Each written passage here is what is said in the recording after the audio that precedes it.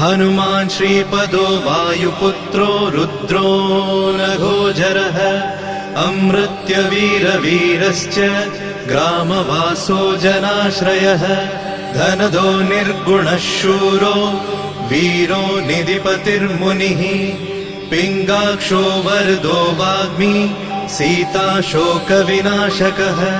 शिवः शर्वः परो व्यक्तो व्यक्तो धराधरः पिङ्गकेशः पिङ्गरोमा श्रुतिगम्यः सनातनः अनादिर्भगवान् देवो विश्वहेतुर्जनाश्रयः आरोग्यकर्ता विश्वेशो विश्वनाथो हरीश्वरः भर्गो रामो रामभक्तः कल्याणप्रकृतिस्थिरः विश्वम्भरो विश्वमूर्तिर्